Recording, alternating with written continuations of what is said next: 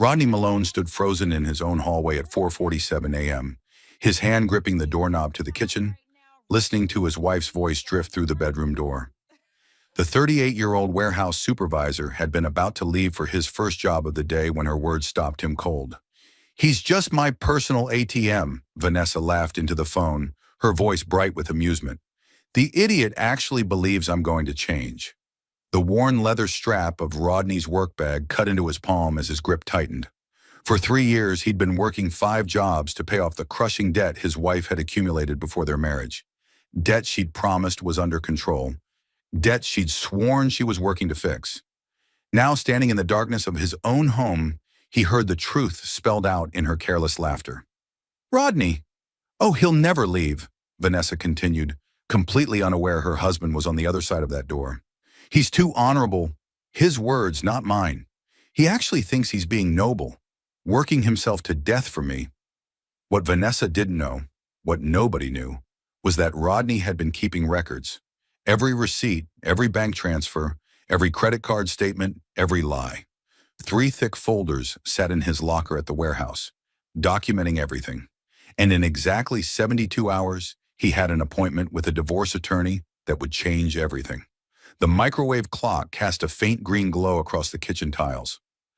Rodney forced himself to breathe, to think, to move. He had 30 minutes before his shift started at the warehouse. After that, he'd rush to his second job doing data entry from a coffee shop during his lunch break. Then back to the warehouse until 6, followed by his evening shift, driving for a rideshare service until midnight. On weekends, he did freelance graphic design and work security at a local mall. 5 jobs, 90-hour work weeks, all to pay off $127,000 in credit card debt his wife had racked up before they married, debt she'd tearfully confessed to only after they'd said, "I do." I know," Vanessa was saying now, her tone shifting to something like mock sympathy. "But seriously, Jenna, you should see him lately. He looks like a zombie.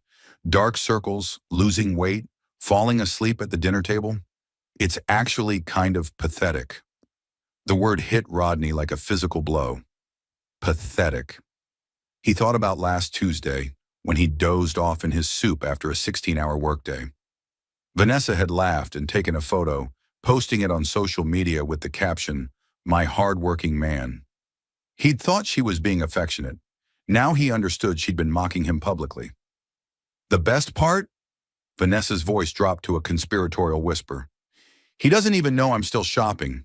I just have the packages sent to my sister's place. He thinks I'm being so good, so responsible. Meanwhile, I've got another $15,000 on a card he doesn't know about." Rodney felt his stomach drop. Another $15,000. After everything. He'd met Vanessa 4 years ago at a hospital fundraiser. She'd been volunteering at the registration desk, stunning in a blue dress, her smile warm and genuine. Or so he'd thought. She worked in marketing, drove a sensible sedan, lived in a modest apartment. Everything about her had seemed stable, grounded. Their courtship had been a whirlwind. 6 months of romantic dinners, weekend getaways, talks about the future. She'd seemed perfect, intelligent, ambitious, caring. When she'd proposed they get married after a year together, Rodney had felt like the luckiest man alive. The debt confession came 3 weeks after the wedding. "I need to tell you something," she'd said one evening, tears streaming down her face. "I have some credit card debt, more than I told you about before."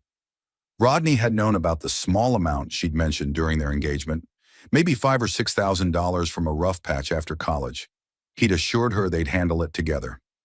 "How much?" he'd asked gently, taking her hand. $127,000. The number had stunned him into silence. Vanessa had explained through sobs how it had happened. A shopping addiction she'd hidden from everyone. Maxed out cards used to pay minimum payments on other cards. Years of living beyond her means while maintaining the appearance of stability. Her car wasn't paid off. It was leased. Her apartment had been subsidized by her parents, who'd finally cut her off. The fundraiser where they'd met? She'd been court-ordered to volunteer as part of a shoplifting settlement. "I want to change," she'd sworn, clutching his hands. "I need help. Professional help. I know I have a problem, Rodney, but I love you, and I want to fix this. Please don't leave me." Rodney had been raised to honor his commitments, to stand by the people he loved. His parents had weathered serious storms together, his father's layoff, his mother's cancer scare, and they'd come out stronger. Marriage meant partnership, meant facing challenges together. So he'd stayed, and he'd worked. The warehouse job was his primary employment, 40 hours a week at $22 an hour. It covered their basic living expenses, the small apartment they'd moved into, utilities, food, his car payment. Everything else went to Vanessa's debt. The data entry gig brought in another $800 a month. The rideshare driving averaged $200 monthly after expenses. Freelance design was unpredictable, anywhere from $500 to $2,000 depending on the month. Mall security added another $600 every weekend. In 3 years, Rodney had paid off $73,000 of Vanessa's debt. He'd been tracking their progress in a spreadsheet, celebrating each milestone. They'd refinanced some of the cards to lower interest rates, cut expenses to the bone. He'd sold his beloved motorcycle to make a large payment. Vanessa had attended 2 months of financial counseling before claiming she'd graduated from the program. Rodney had believed they were making progress together, that Vanessa was changing, healing, becoming the responsible partner he'd thought he was marrying. Now, standing in the darkness, listening to her mock him, he understood the truth. She'd never intended to change. She'd found someone willing to fund her lifestyle, and she was milking it for everything she could get. "Jenna, you should have seen what came yesterday," Vanessa continued, her voice full of excitement. "This Italian leather bag I've been wanting. $1,200. It's gorgeous. Worth every penny." $1,200. Rodney had been eating ramen and peanut butter sandwiches for lunch to save money. He'd been wearing the same 3 work shirts for 2 years, the collars fraying but still acceptable. He'd been walking to his warehouse job instead of driving to save gas money, while Vanessa bought $1,200 handbags. "I know Rodney thinks we're almost out of debt," she said.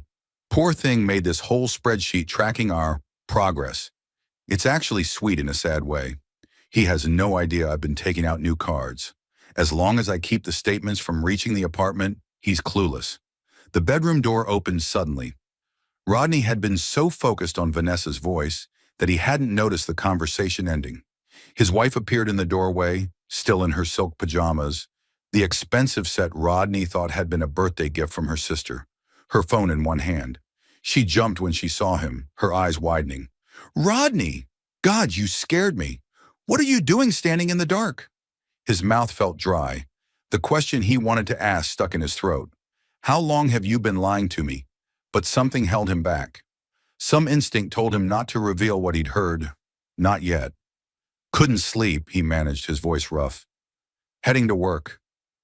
Vanessa's expression shifted to concern so quickly, so smoothly, that Rodney wondered how many other expressions had been just as calculated. "Baby, you work too hard. You look exhausted. Maybe you should call in sick. Take a rest day?" The care in her voice would have touched him yesterday. Today, knowing what she'd just said to her friend, it made his skin crawl. "Can't afford to," Rodney said, which was true. "Bills to pay." "I know." Vanessa crossed to him, wrapping her arms around his waist. She smelled like the expensive perfume he'd assumed was another gift from her sister. "You're amazing, you know that. Everything you do for us." Us. As if they were a team. As if she wasn't actively sabotaging everything he was working toward. Rodney forced himself to return the hug, to press a kiss to the top of her head, to play the role of the devoted husband for a few seconds longer. "I'll be home late tonight, picking up an extra rideshare shift." "More overtime?" Vanessa pulled back, her face arranged in sympathy. "Rodney, seriously, you're going to burn out. We're doing fine. The debt isn't going anywhere. You can slow down a little." The debt isn't going anywhere. She was right about that, just not in the way she meant. "Few more months of this pace, and we'll be in a much better place," Rodney said, echoing the same thing he'd been telling himself for 3 years. "Then things will ease up." Vanessa smiled, that same warm, genuine-seeming smile that had made him fall in love with her. "You're the best husband a girl could ask for." She kissed him goodbye, her lips soft against his, and Rodney left for work carrying the weight of her betrayal like a stone in his chest. The warehouse was a 40-minute walk through Seattle's pre-dawn streets. Rodney usually used the time to listen to podcasts, to mentally prepare for the day, to enjoy the quiet before the chaos. This morning, all he could think about was Vanessa's voice. "He's just my personal ATM." His supervisor, Ray, noticed something was off immediately. "You all right, Malone? You look like hell." "Didn't sleep great," Rodney said, which wasn't entirely a lie. He'd been up until 2 a.m. finishing a logo design for a client, trying to earn an extra $300. "Your wife still giving you grief about the hours?" Rodney almost laughed. Ray had gotten the wrong impression months ago when Rodney had mentioned Vanessa wasn't happy about his schedule. Ray assumed she wanted him home more. Something like that. The morning shift was brutal, unloading 2 delivery trucks in the freezing warehouse, his body screaming from exhaustion, his mind replaying Vanessa's words on loop. During his lunch break, instead of doing data entry at the coffee shop like usual, Rodney did something different. He went to his locker and pulled out the 3 folders he'd been keeping. Rodney wasn't sure exactly when he'd started documenting everything. Maybe 6 months into the debt repayment, when he'd noticed some inconsistencies in their budget. Maybe it was just his naturally organized nature, the same trait that made him good at graphic design and data entry. Whatever the reason, he'd been meticulous. Folder 1, bank statements showing every payment he'd made toward Vanessa's debt, every transfer, every check, every dollar, documented with dates and confirmation numbers. Total amount paid over 3 years, $73,247. Folder 2, credit card statements from Vanessa's accounts that he'd managed to access, the original balances, the payment schedules, the interest calculations. He'd also been photographing the mail that came to their apartment, including several letters from credit card companies he didn't recognize. Letters Vanessa always grabbed first and said were just junk mail. Folder 3, the smoking gun, screenshots of Vanessa's social media over the past year, showing purchases she'd claimed weren't hers. Photos of her at expensive restaurants when she told him she was grabbing fast food with girlfriends. Check-in locations at luxury spas and boutiques, during times she'd said she was at work or running errands. He'd felt guilty creating this folder, like he was betraying his wife by documenting her lies. Now, sitting in the break room with the folders spread before him, Rodney felt only clarity.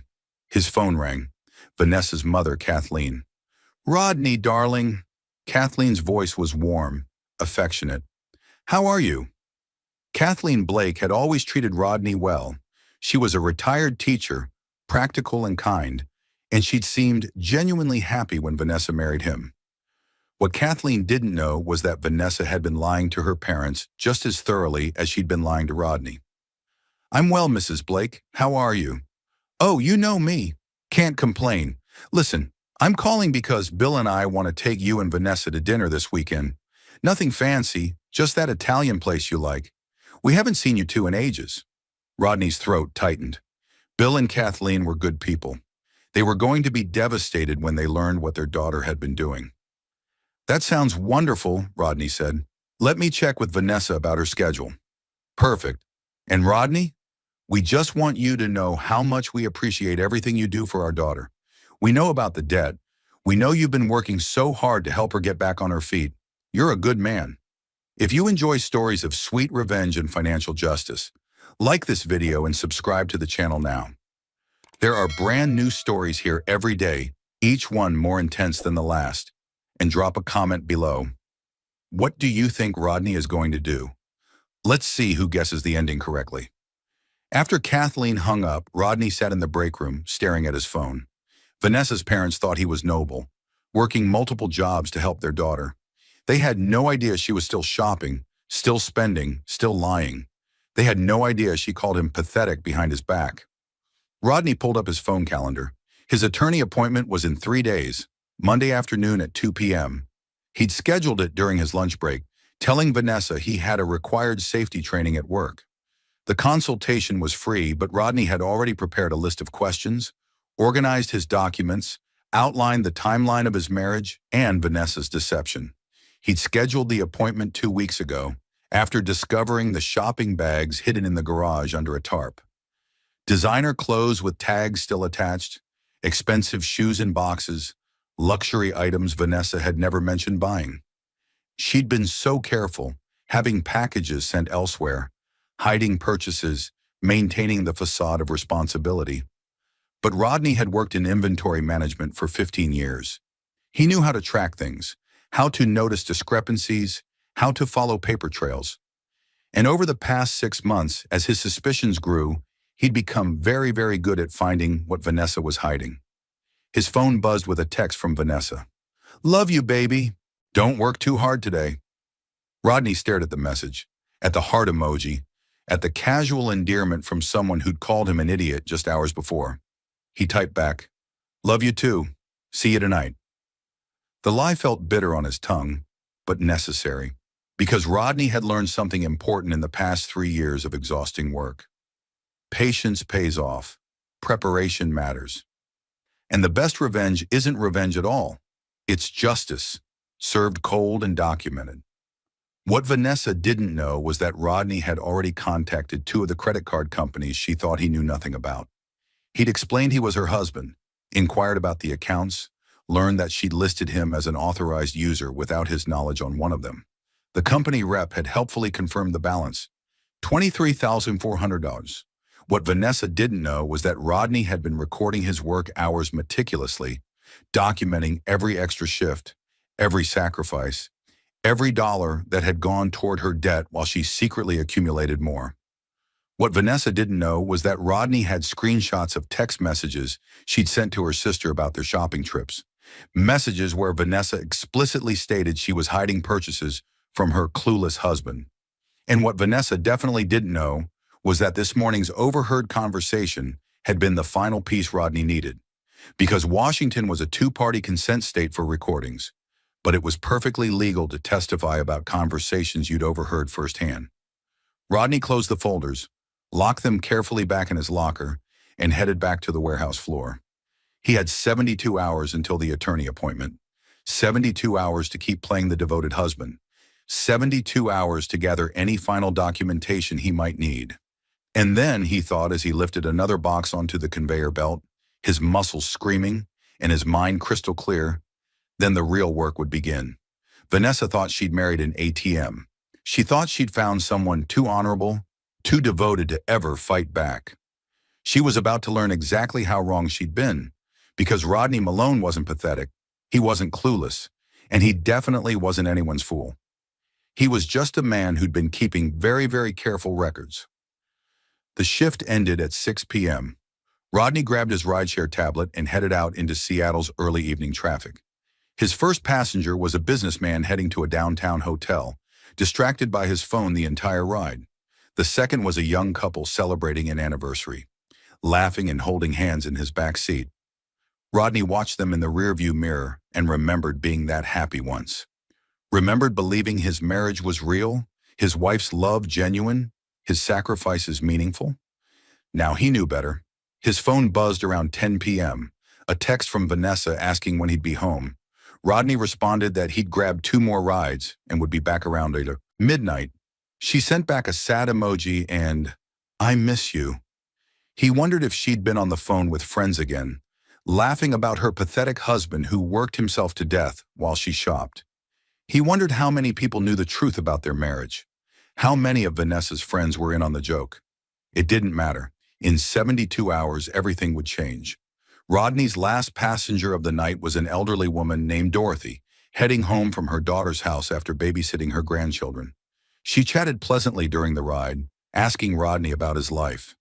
"You married?" Dorothy asked as they neared her neighborhood. "Yes, ma'am, 3 years." "She must miss you, working such long hours."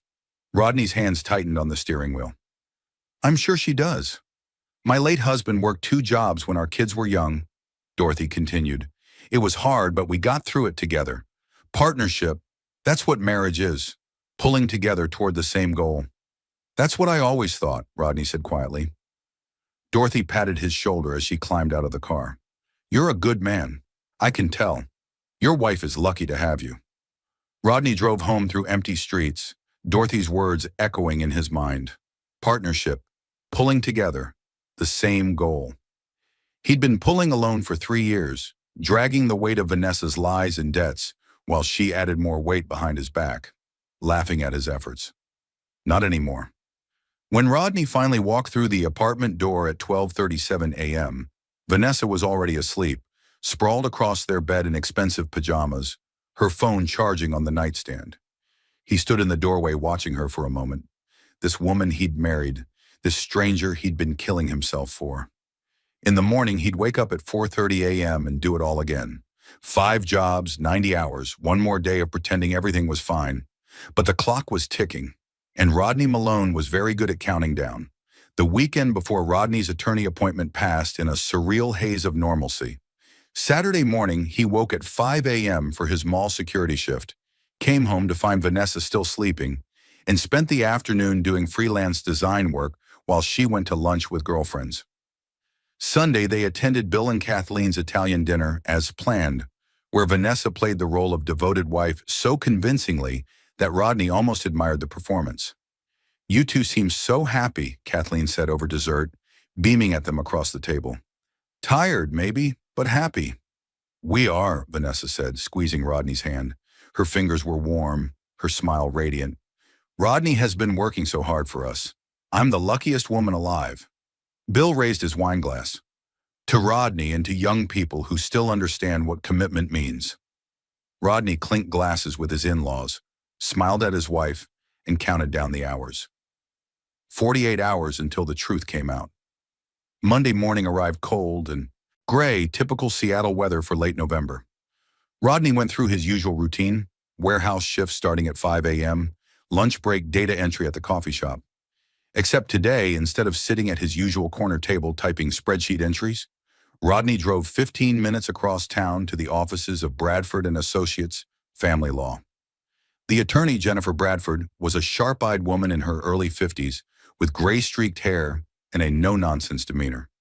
Her office was practical rather than luxurious: framed degrees on the wall, a solid desk, chairs that were comfortable but not expensive. Rodney appreciated the lack of pretense. "Mr. Malone," she said, shaking his hand firmly, "thank you for coming. I understand you're on a lunch break, so let's make efficient use of your time." Rodney laid out the 3 folders on her desk. "My wife has been lying to me for 3 years.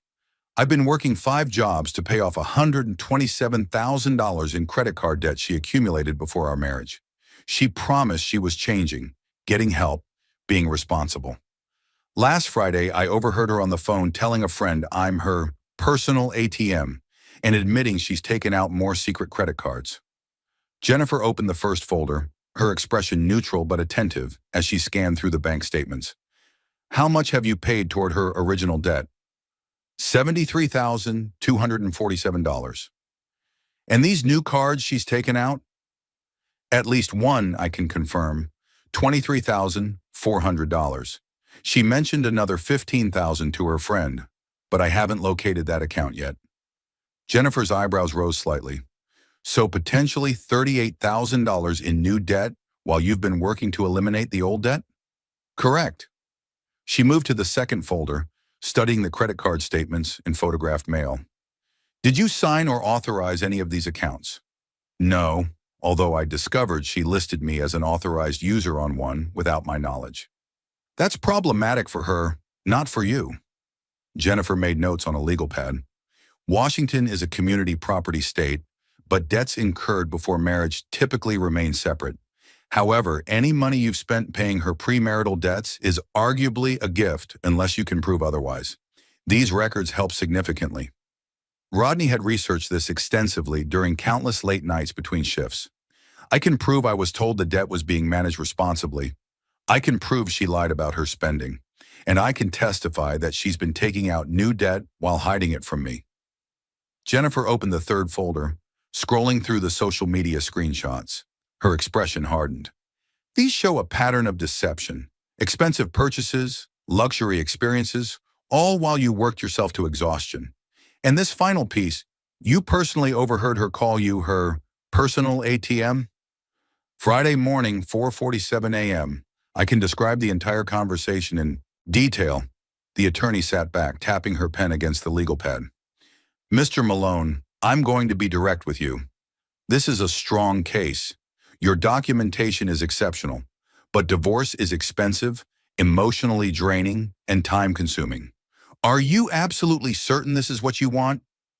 Rodney thought about Vanessa's laugh, about the word pathetic, about 3 years of sacrificing everything while she accumulated more debt behind his back. He thought about the elderly passenger Dorothy saying, partnership, and realizing he hadn't been in a partnership at all. He'd been in a con. I'm certain. Then here's what we're going to do. Jennifer pulled out a fresh legal pad and began writing. First, we're going to request a formal separation of finances immediately. Second, we're filing for dissolution of marriage on grounds of fraud and deception. Third, we're going to seek reimbursement for the money you paid toward her premarital debt, all 73,247, by arguing it was paid under false pretenses. Rodney felt his heart rate accelerate. Can we actually do that? Washington case law on this is complex, but given your documentation of her continued deception and explicit statements about manipulating you, we have a solid argument. I can't guarantee we'll recover the full amount, but we can make a compelling case. Jennifer looked up from her notes. I also recommend we investigate those credit cards where she listed you without authorization. If we can prove fraud, there may be criminal implications. I don't want her arrested, Rodney said quickly. Despite everything, the thought of Vanessa in handcuffs made him uncomfortable. I just want out of this marriage and to recover what I can. Understood, but the threat of criminal charges can be useful leverage in settlement negotiations. We'll keep that option in our back pocket. Jennifer checked her watch. You need to get back to work. Here's what happens next. I'm drafting the initial petition today. We'll file Wednesday. She'll be served with papers either Thursday or Friday. Once that happens, everything changes. Are you prepared for that? Rodney thought about the question. Was he prepared for Vanessa's reaction? For her tears, her anger, her inevitable claims that he was being cruel? He thought about the word pathetic again. I'm prepared. Jennifer stood, extending her hand. Good, because Mr. Malone, you're about to get your life back. Rodney returned to the warehouse 15 minutes late, claiming his data entry job had run over. Ray gave him a pointed look but didn't say anything. The rest of the afternoon was a blur of physical labor and mental calculation. Wednesday was 2 days away. Once the papers were filed, there was no going back. That night, Vanessa was in an exceptionally good mood. She'd made dinner, pasta with jarred sauce, nothing fancy, but more effort than she usually put in. She'd lit candles and poured wine. What's the occasion? Rodney asked, genuinely confused. No occasion. I just wanted to do something nice for my hard-working husband.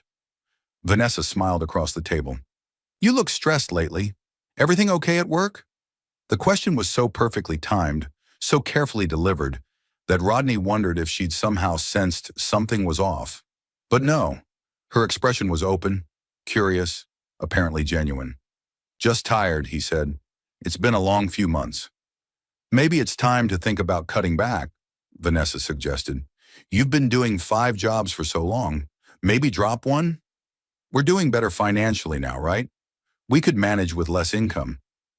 Rodney knew exactly what "we're doing better financially" meant in Vanessa's mind. They were making enough money that she could continue her secret spending without him noticing the missing funds. If he cut back to 4 jobs, she'd have less scrutiny, more freedom. I'll think about it, he lied. Make sure you're subscribed to this channel if you have not, because the ending of this story will blow your mind. And drop a comment below telling me what you think Rodney should do next. Tuesday crawled by with agonizing slowness. Rodney went through his routine mechanically. Warehouse, data entry, warehouse, rideshare, while his mind raced ahead to Wednesday. Jennifer had texted him that afternoon. Petition drafted, filing at 9 a.m. tomorrow. Everything proceeds as planned. Everything proceeds as planned. Such simple words for such a life-altering action. That evening, Rodney stood in their apartment bathroom, staring at his reflection in the mirror. He looked like hell. Dorothy had been right. Dark circles under his eyes, weight loss making his cheekbones sharp, skin pale from exhaustion and indoor work. 3 years of 90-hour weeks had aged him visibly. He thought about Kathleen saying tired, maybe, but happy. He hadn't been happy in a long time. He'd been surviving. Tomorrow that would start to change. Wednesday morning, November 29th, 2024. Rodney woke before his alarm, adrenaline flooding his system. At exactly 9 a.m., while he was unloading a truck at the warehouse, Jennifer Bradford would be filing divorce papers at the King County Courthouse. His phone buzzed at 9:47 a.m. Filed, process server will attempt service Thursday between 2 to 6 p.m. at your apartment. Be prepared for her to contact you immediately after. Rodney read the message 3 times, his hands shaking slightly. After 3 years of working himself to exhaustion, after months of suspicion and investigation, after that devastating conversation he'd overheard, the wheels of justice were finally turning. Thursday afternoon, Rodney made sure he was working his rideshare shift during the service window. He couldn't be home when Vanessa received the papers. He couldn't trust himself to maintain composure during her initial reaction. At 3:17 p.m., his phone exploded with notifications. 7 missed calls from Vanessa, 12 text messages, starting with confusion. Someone came to the door with legal papers and rapidly escalating to panic. "Rodney, what is this? Is this real? Call me right now." Then voicemails. Rodney pulled over to a gas station parking lot and listened to them with his heart pounding. The first 2 were confused, almost laughing. "Rodney, baby, I think someone's pranking us. There's a guy at the door saying he needs to serve me with divorce papers. This is crazy, right? Call me back." The third was uncertain. "Rodney, I signed for the papers because he said I had to. This says you're filing for divorce. This can't be real. You would have told me. We would have talked about this. Please call me." The fourth was angry. "You're actually doing this? You're throwing away our marriage without even discussing it? After everything we've been through?" The fifth was desperate. "Rodney, please, please just come home so we can talk about this. Whatever's wrong, we can fix it. I love you. Please don't do this." Rodney deleted all of them. 3 more calls came in while he sat in the parking lot. He declined each one and sent a single text. "I've retained Jennifer Bradford of Bradford and Associates as my attorney. All communication needs to go through her. Her contact information is in the papers you received." Vanessa's response was immediate and furious. "You're seriously going to do this through lawyers? You won't even talk to me? After I stood by you, supported you, loved you through everything? This is how you repay me." The audacity of that message, claiming she'd supported him, made Rodney's jaw clench. But he'd been advised by Jennifer not to engage, and he trusted her judgment. He put his phone on silent and drove home. Vanessa was waiting in the living room when he arrived at midnight. She'd clearly been crying. Her eyes were red-rimmed, mascara smudged.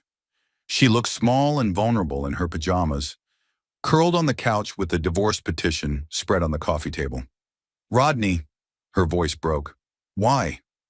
He stood in the doorway, his work bag still on his shoulder, and looked at his wife. She'd been right about one thing. He looked like a zombie, but she'd been wrong about the rest. "I heard you, Vanessa." She blinked. "Heard me what?" "Last Friday morning, 4:47 a.m. I was about to leave for work when I heard you on the phone with Jenna." Rodney watched her face carefully. "You called me your personal ATM. You called me an idiot. You said I was pathetic." The color drained from Vanessa's face. "Rodney, that wasn't... I didn't mean..."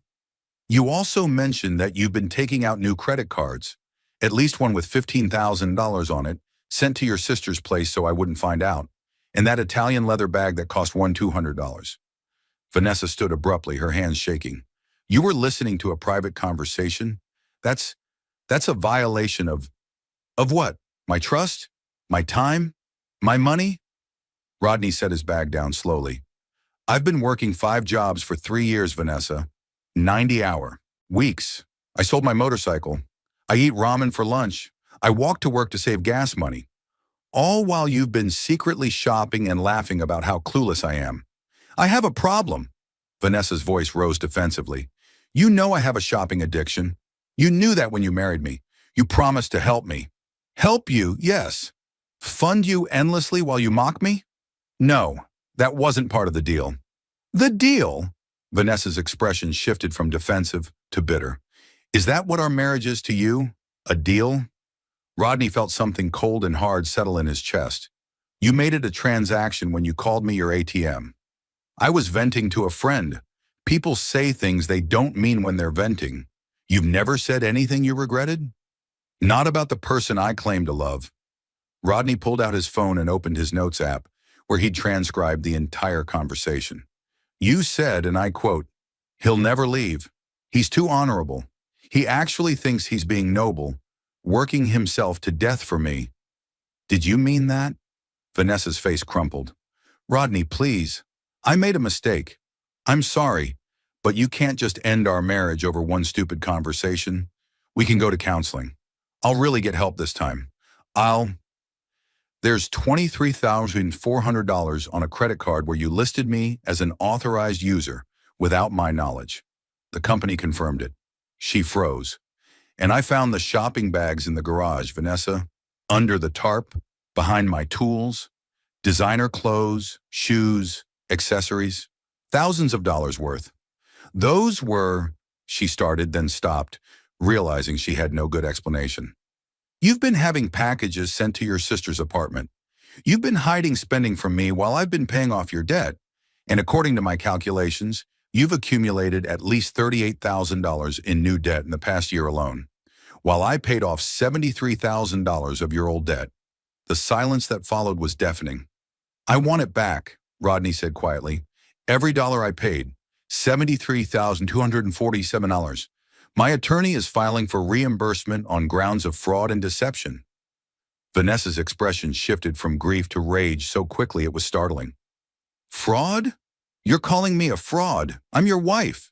Not for much longer. You bastard. Her voice was low, venomous. After everything I've given you, after the life we've built together, you're going to destroy our marriage over money? Rodney stared at her. You destroyed our marriage the moment you decided I was just an ATM. I gave you 3 years of my life. I gave you $73,000 and my health. Rodney's control finally snapped, his voice rising. Look at me, Vanessa. Really look at me. I'm exhausted. I'm running on empty. I've worked myself to the edge of collapse for you. And you called me pathetic. Vanessa's face was flushed, tears streaming down her cheeks. So you're just going to throw away our marriage? Walk away from everything? You walked away from it a long time ago. I'm just making it official. She grabbed the divorce petition from the coffee table, her hands shaking. Your attorney is seeking full reimbursement of all payments made toward my premarital debt. That's insane. No judge will give you that. Maybe not all of it, Rodney admitted, but given your documented pattern of deception, the secret credit cards, and your own words admitting you were manipulating me, we'll see what the judge thinks is fair.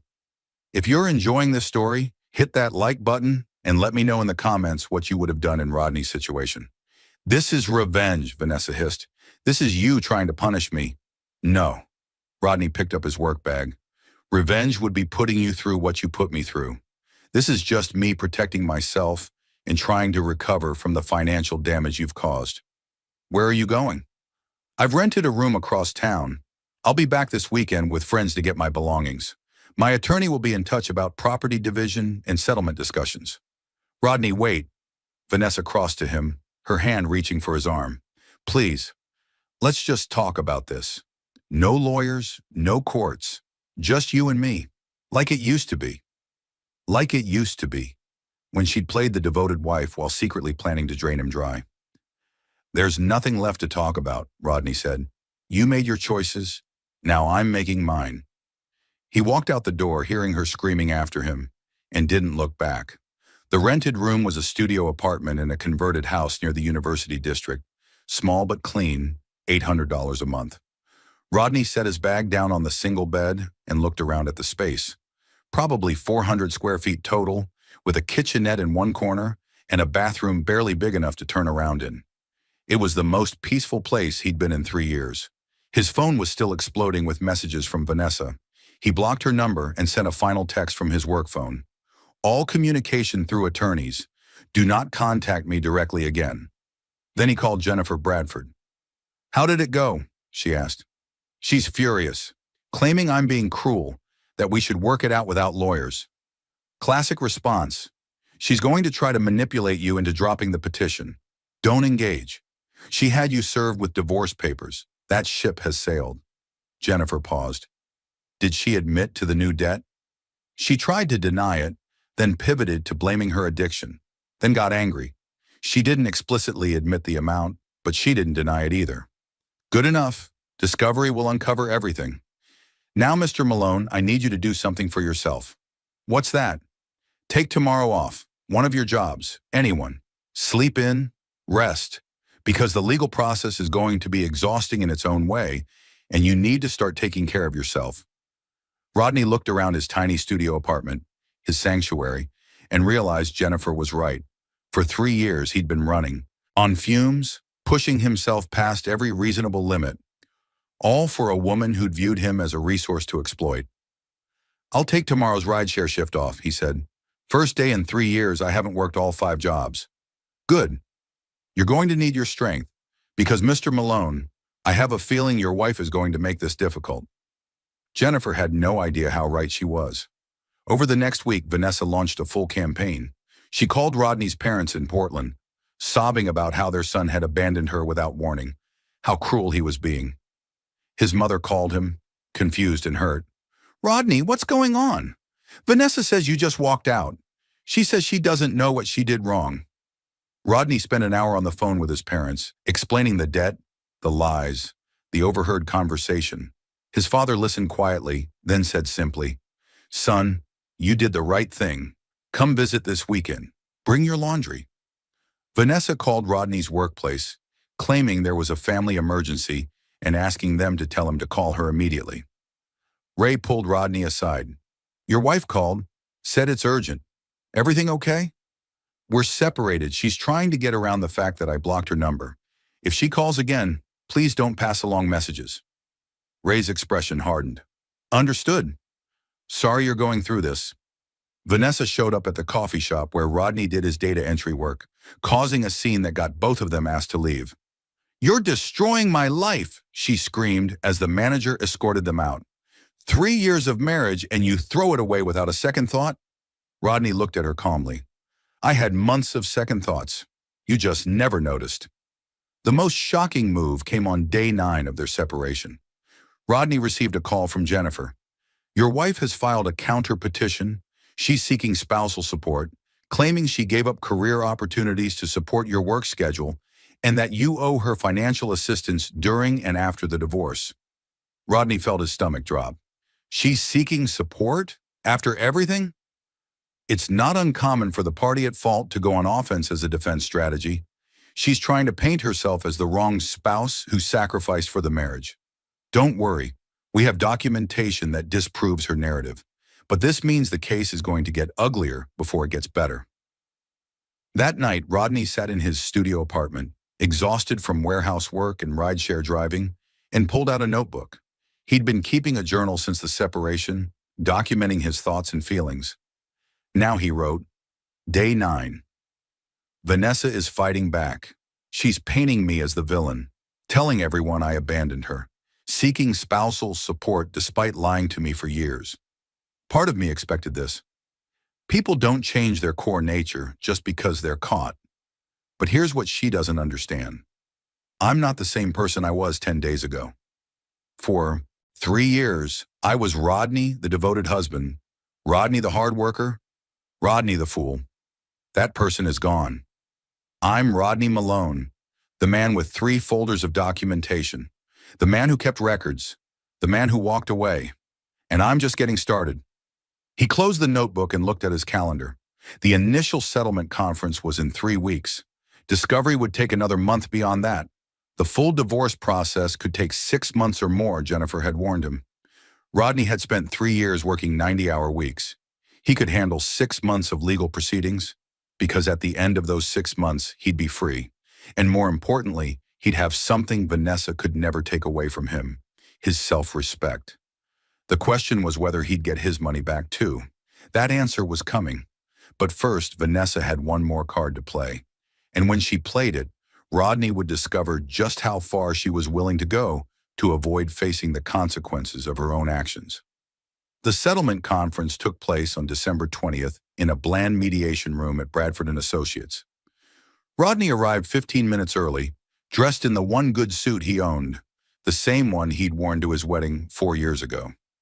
Jennifer met him in the lobby. Ready? She asked. Ready. Vanessa arrived with her attorney, a slick-looking man named Derek Paulson, who wore an expensive watch and a carefully practiced expression of sympathy. Vanessa herself looked dramatically different from the woman Rodney had left 3 weeks ago. She'd lost weight, her hair was styled expensively, and she wore a conservative dress that screamed, wronged wife. She'd even toned down her makeup to look more vulnerable. The performance began immediately. Rodney, her voice cracked. Thank you for agreeing to talk. Jennifer's hand on his arm kept him silent. They entered the mediation room where a neutral, third-party mediator, a woman named Sandra Ortiz, waited at the head of the table. Let's begin, Sandra said once everyone was seated. This is an informal settlement conference. The goal is to see if we can reach an agreement without proceeding to full litigation. Mr. Paulson, I understand your client has filed a counter-petition seeking spousal support? Derek leaned forward, his expression earnest. That's correct. My client, Mrs. Malone, gave up significant career advancement opportunities to accommodate her husband's demanding work schedule. She made sacrifices for their marriage and now finds herself financially vulnerable due to his sudden and, frankly, cruel abandonment. Rodney felt his jaw clench. Jennifer squeezed his arm again. Mrs. Malone, Sandra addressed Vanessa directly. Can you elaborate on these career sacrifices? Vanessa dabbed at her eyes with a tissue. I had an opportunity to take a position in San Francisco 3 years ago. Better pay, better title, real advancement potential. But Rodney and I had just gotten married and he didn't want to relocate. He said we needed to stay in Seattle to deal with my debt. Her voice caught perfectly, which I'd been honest with him about from the start. I turned down the San Francisco job to stay here and work on our marriage. The lie was so smooth, so convincing, that if Rodney hadn't been living it, he might have believed her. Jennifer opened her briefcase calmly. Ms. Ortiz, may I present some documentation? Please. Jennifer laid out a series of emails on the table. These are from Mrs. Malone's former employer, Datamark Solutions. You'll notice the dates. These emails are from 2.5 years ago. Mrs. Malone wasn't offered a position in San Francisco. She was actually given a performance improvement plan due to excessive lateness and missed deadlines. She was eventually let go for cause 6 months later. Vanessa's face flushed. Those emails are... How did you even get those? Discovery, Jennifer said simply. Your former employer provided them when we requested your employment records. Derek recovered quickly. My client's employment challenges were directly related to the stress of her marriage and financial situation. The debt my client disclosed before marriage, which Mr. Malone agreed to help manage, created enormous pressure. About that debt, Jennifer pulled out another folder. Rodney recognized it. Folder 2, the credit card statements. Mrs. Malone claims she was honest from the start about her financial situation. However, these statements show a pattern of deception. Original disclosure, $127,000. Actual debt paid by Mr. Malone over 3 years, $73,240. New debt accumulated during the marriage while hiding the spending from Mr. Malone. Confirmed at $23,400 on one account, with evidence of at least $15,000 more on cards Mr. Malone wasn't aware existed. Sandra's eyebrows rose as she examined the documents. Mrs. Malone, is this accurate? Vanessa's voice rose defensively. I have a shopping addiction. It's a recognized disorder. I've been struggling with it for years. My husband knew about my addiction when he married me. He can't now claim he's shocked that I spent money. There's a difference between struggling with addiction and actively deceiving your spouse, Jennifer said evenly. Mr. Malone has documentation showing that Mrs. Malone was having purchases shipped to her sister's address to hide them, claiming packages were gifts when questioned, and explicitly telling friends she was keeping the spending secret. Where's your proof of that? Derek challenged. Jennifer pulled out her phone and connected it to the room's presentation screen. Social media messages between Mrs. Malone and her sister, obtained through subpoena. Here's one from 8 months ago. Send the Gucci bag to your place. Rodney thinks I'm being good LOL. And another from 6 months ago. Got another card approved. Can't wait to go shopping this weekend. Don't tell Rodney, obviously. The messages appeared on screen, time-stamped and undeniable. Vanessa's face went pale. This proves nothing except private conversations, Derek argued, but his voice had lost some of its confidence. It proves a deliberate pattern of deception, Jennifer countered. But here's the most damaging evidence. She pulled out a transcript. On November 24th, 3 weeks before Mr. Malone filed for divorce, Mrs. Malone had a phone conversation with her friend Jenna Matthews. Mr. Malone overheard this conversation personally and is prepared to testify to its contents under oath. She slid the transcript across the table to Sandra. Rodney watched Vanessa's expression shift from pale to ashen as she realized what was coming. Sandra read aloud. He's just my personal ATM. The idiot actually believes I'm going to change. And later in the same conversation, Rodney, oh, he'll never leave. He's too honorable. He actually thinks he's being noble, working himself to death for me. Sandra looked up at Vanessa. Did you say these things? The room was silent except for the hum of the air conditioning. Vanessa's hands were shaking. That was a private conversation. That your husband overheard in his own home, Jennifer said, which he has every right to testify about. Derek conferred quietly with Vanessa for a moment, then turned back to the table. My client may have been venting frustrations in a private moment. That doesn't negate her legitimate claim to support after 3 years of marriage. Actually, it does, Jennifer said, because combined with the documented deception about spending, the hidden credit cards, and the provable lies about her employment situation, it establishes that Mrs. Malone entered and maintained this marriage in bad faith. Washington law is clear. Spousal support is meant to assist a spouse who made legitimate sacrifices for the marriage. Mrs. Malone's sacrifices were actually Mr. Malone working 5 jobs to pay debts she was actively increasing. Sandra reviewed the documents spread before her. Mr. Paulson, I'm going to be frank. Your client's counter petition for spousal support appears weak given this evidence. Do you want to reconsider your position? Before Derek could answer, Vanessa stood abruptly. This is ridiculous. You're all treating me like a criminal. I made mistakes, yes. But I loved Rodney. I still love him. We could work through this if he'd just talked to me, instead of hiding behind lawyers and documentation. Sit down, Vanessa, Derek said quietly. No. She turned to Rodney directly, her eyes filling with tears. Rodney, please, look at what you're doing. You're trying to destroy me financially, publicly humiliate me, take back every dollar you ever gave me, like our marriage meant nothing. Is this really who you are? Rodney met her gaze steadily. I'm the same person I always was. You just never actually saw me. I saw you. Her voice rose, cracking with emotion. I saw a good man, a kind man, and now you're becoming cruel and vindictive over money. Money, Rodney. We promised each other it was about love, not. You promised me you were changing, Rodney interrupted, his voice quiet but firm. You promised me you were getting help, being responsible, trying to heal. Instead, you were calling me pathetic to your friends and laughing about how easily you could manipulate me. So don't talk to me about promises. Vanessa's composure finally shattered completely. Fine. You want to know the truth? Yes, I spent money I shouldn't have. Yes, I hid things from you because you made me feel trapped. You worked all the time.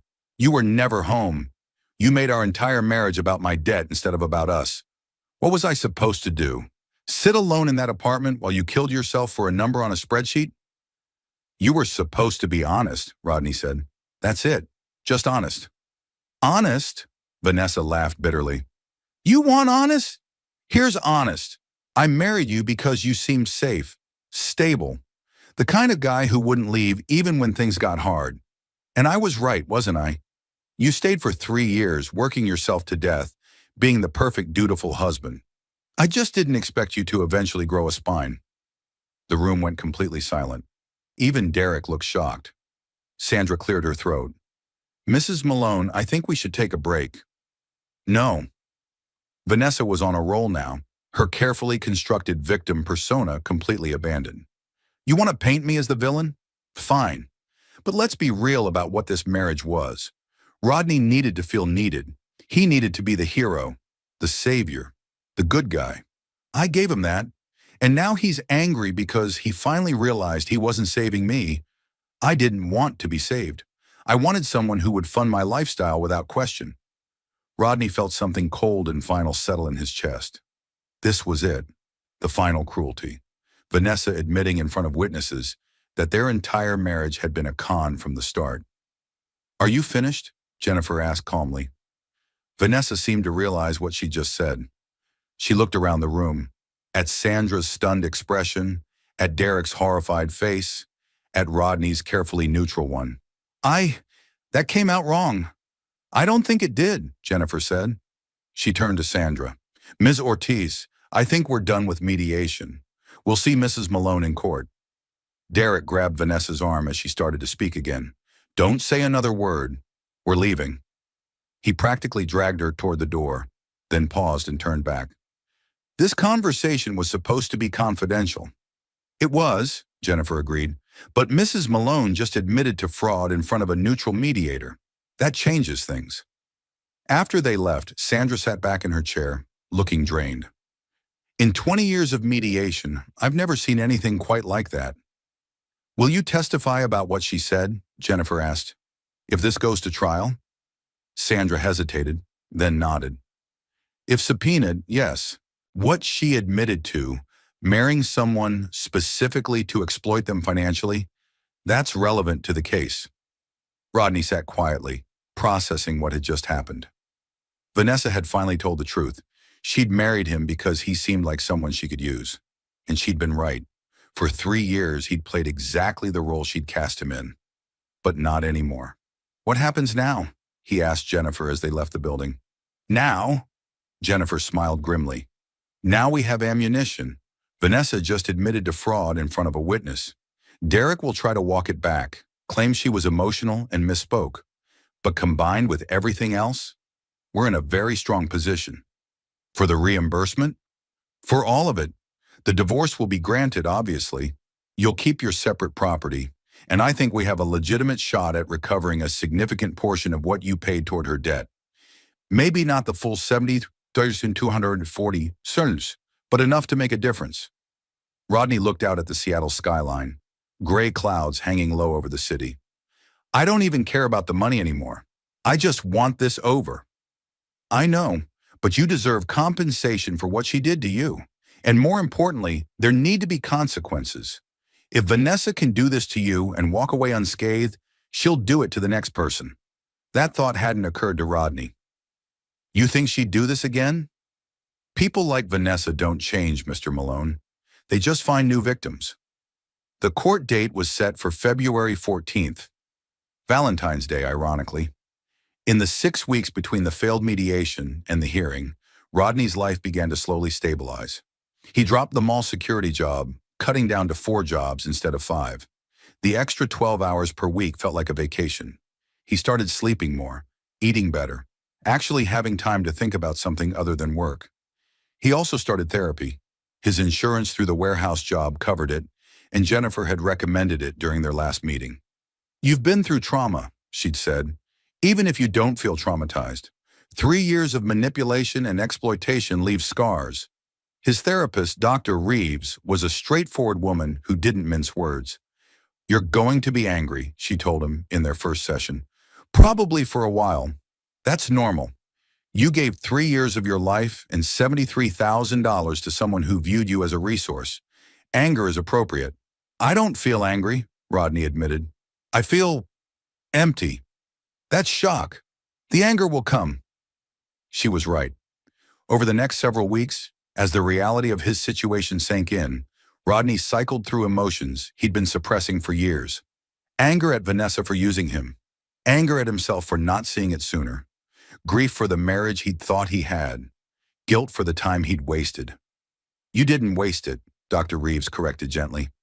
You learned something crucial. You can survive hard things. You can work 90-hour weeks if you have to. You can keep going even when everything feels impossible. Those aren't small things, Rodney. You discovered your own strength. I discovered I was someone's ATM. No, you discovered that you were someone who kept commitments even when they were difficult. That's admirable. Vanessa exploited that quality, but the quality itself isn't a flaw. The therapy helped. So did the extra sleep. So did his parents, who called weekly, and reminded him he had value beyond his bank account. So did Ray at the warehouse, who promoted Rodney to shift supervisor with a small raise, saying, "You're the most reliable worker I've got. About time we made it official." Small pieces of a life, slowly rebuilding. Valentine's Day arrived cold and bright. Rodney wore his suit again. He really needed to buy a new one, and met Jennifer outside the courthouse. They'd prepared extensively. All the folders, all the documentation, all the evidence organized into a clear, compelling narrative. "Nervous?" Jennifer asked. "Surprisingly, no." "Good, because Mr. Malone, today you get to tell your story, and people are going to listen." The courtroom was smaller than Rodney expected, wood-paneled and formal, with Judge Maria Torres presiding. Vanessa sat at the defendant's table with Derek, wearing another carefully chosen outfit, this time projecting professional competence rather than victimhood. Judge Torres reviewed the case summary, then looked up at both parties. "This is a dissolution of marriage petition with a claim for reimbursement of payments made toward premarital debt. Both parties have submitted extensive documentation. I've reviewed everything. But I'd like to hear directly from Mr. Malone about why he's seeking reimbursement." "Mr. Malone, please approach." Rodney stood and walked to the witness stand. He was sworn in, then Judge Torres gestured for him to speak. "Your Honor," Rodney began, his voice steady, "3 years ago, my wife told me she had $127,000 in credit card debt from before our marriage. She cried, said she wanted to change, asked for my help.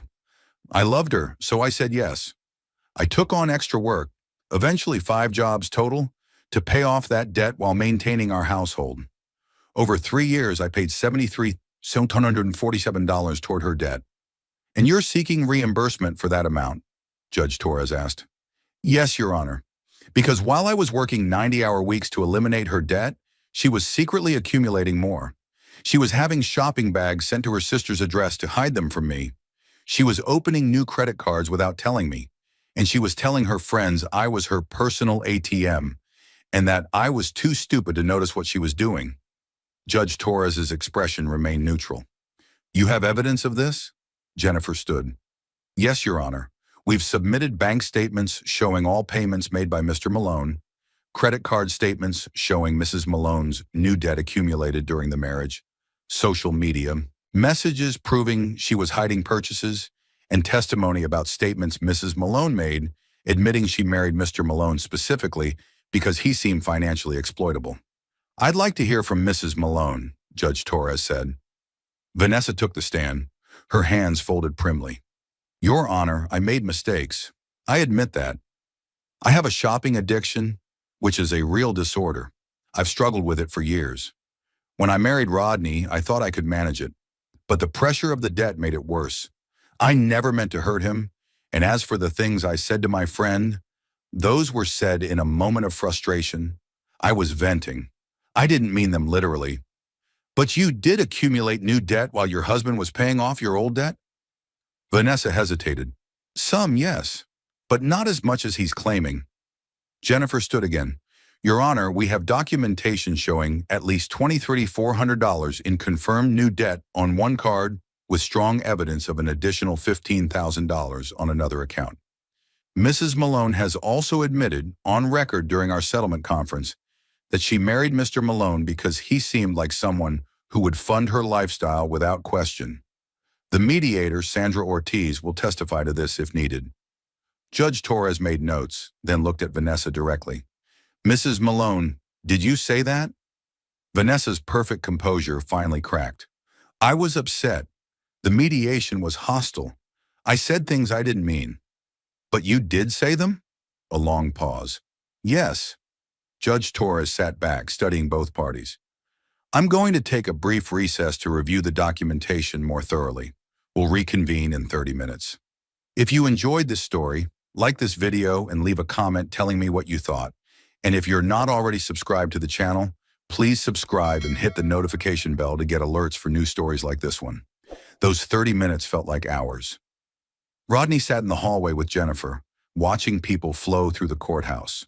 Other families, other disputes, other lives in various states of dissolution. "Whatever happens," Jennifer said quietly, "you did the right thing. You stood up for yourself. That matters more than the money. I know, but the money would be nice. She smiled. Fair enough. When they reconvened, Judge Torres had a stack of documents in front of her and a decisive look on her face. I've reviewed everything, she began. The evidence is clear.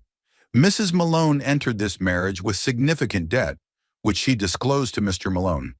However, the evidence also shows that while Mr. Malone was working multiple jobs to eliminate that debt, Mrs. Malone was actively accumulating new debt and hiding it from him. She made statements to friends and family admitting to deception, and during settlement mediation, she admitted to marrying Mr. Malone specifically for financial gain. Rodney held his breath. Washington law on reimbursement for premarital debt is complex. However, when one party can prove they made payments under false pretenses, believing their spouse was working toward financial responsibility while that spouse was actually increasing debt, the court has discretion to award reimbursement. Judge Torres looked directly at Vanessa. Mrs. Malone, your actions constitute fraud. You exploited your husband's good faith and work ethic for your own financial gain. That's unconscionable. Then she turned to Rodney. Mr. Malone, I'm granting your petition for dissolution of marriage. The marriage is dissolved effective immediately.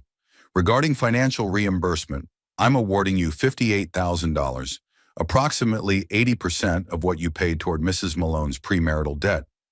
This accounts for the fact that marriage does involve some shared financial responsibility, but also recognizes the fraudulent nature of Mrs. Malone's actions. $58,000. Not everything, but more than Rodney had dared hope for. Mrs. Malone will have 6 months to make this payment, either as a lump sum or in monthly installments of at least $9,000. Failure to comply will result in wage garnishment. Additionally, Mrs. Malone is responsible for all marital debt, including any credit cards taken out during the marriage. Mr. Malone is not liable for any of Mrs. Malone's debt, past or present. Judge Torres signed the order with decisive strokes. This case is closed. Mr. Malone, you're free to go.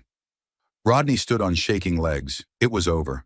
After 3 years of exhausting work, months of investigation, weeks of legal proceedings, it was finally over. In the hallway, Vanessa approached him one last time, Derek trailing behind her looking defeated. I hope you're happy, she said, her voice bitter. You got what you wanted. Rodney looked at his ex-wife, and that's what she was now, officially, his ex-wife, and felt not triumph, but something like sad clarity. I wanted a partner, he said quietly. I wanted someone who would build a life with me, not on top of me. That's all I ever wanted. And now you have $58,000 in a divorce decree instead. No, Rodney corrected. Now I have my life back. The money's just a bonus. Vanessa stared at him for a long moment, then turned and walked away.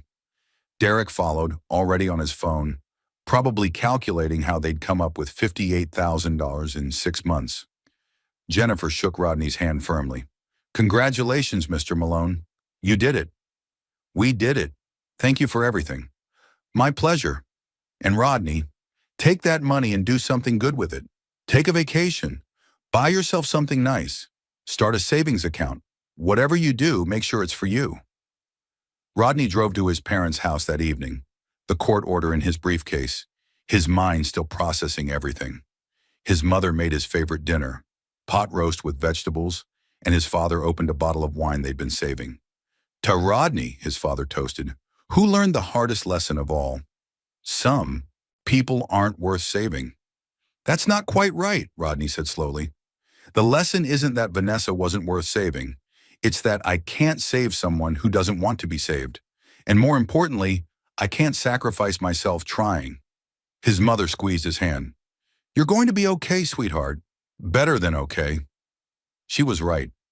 Over the next 6 months, as Vanessa made her monthly $9,000 payments, sometimes late, always accompanied by bitter text messages to Jennifer that Rodney never saw, Rodney rebuilt his life piece by piece.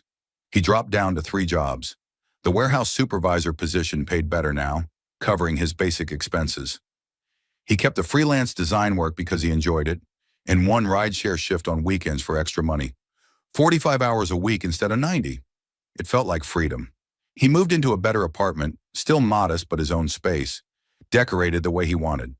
He bought a new motorcycle, not as fancy as the one he'd sold, but reliable and fun. He started dating again, casually, learning to trust his judgment of people, and he saved money. Every penny of Vanessa's reimbursement went into a savings account he never touched. $58,000 sitting there, growing with interest, a cushion against future emergencies. 1 year after the divorce was finalized, Rodney ran into Kathleen Blake at a grocery store. Vanessa's mother looked older, sadder, but she smiled when she saw him. "Rodney, how are you?" "I'm well, Mrs. Blake, really well. How are you and Bill?" "We're managing." She hesitated. "I want you to know, we heard what happened. The real story, not Vanessa's version." "I'm so sorry. We raised her better than that." "You did the best you could," Rodney said gently. "Vanessa's choices are her own. Still, you deserved better." Kathleen touched his arm. "I hope you find someone who deserves you." "I'm working on it, but first I'm learning to deserve myself." Kathleen nodded approvingly. "That's exactly the right approach." Rodney left the grocery store thinking about that conversation. For 3 years, he'd defined himself by how much he could sacrifice, how much he could endure, how much he could give. He'd measured his worth by his ability to fix someone else's problems. Now, standing in the parking lot with the spring sun warming his face, Rodney understood something profound. His worth wasn't measured by what he could do for others. It was inherent. He had value simply because he existed, because he was kind, because he tried his best, because he kept learning and growing. Vanessa had called him pathetic, but there was nothing pathetic about working hard, about keeping commitments, about trying to help someone you loved. The pathetic part would have been staying after learning the truth, accepting her exploitation because he thought it was all he deserved. Rodney Malone had walked away, and in walking away, he'd found himself. That evening, he sat in his apartment with a notebook, not the journal he'd kept during the separation, but a new one, and wrote, "Sometimes the best revenge isn't revenge at all. It's becoming the person you were meant to be before someone convinced you that you weren't enough. I learned that you can't pour from an empty cup, that working yourself to death for someone who doesn't appreciate it isn't noble, it's self-destruction. That love without respect isn't love at all. I learned that keeping records matters, that documentation saves lives, that truth eventually surfaces no matter how carefully someone tries to bury it. But most importantly, I learned this. You teach people how to treat you. For 3 years, I taught Vanessa that she could use me, exploit me, mock me, and I'd keep coming back for more. The moment I stopped accepting that treatment was the moment everything changed. Not everyone deserves your sacrifice. Some people deserve your boundaries instead." Rodney closed the notebook and looked around his apartment. Small but comfortable, his sanctuary, his fresh start. He thought about the 5 jobs, the 90-hour weeks, the exhaustion and desperation and pain. It was over. All of it. And what came next was entirely up to him. If you enjoyed this story, like this video and leave a comment telling me what you thought. And if you're not already subscribed to the channel, please subscribe and hit the notification bell to get alerts for new stories like this one. Thanks for watching, and I'll see you next time.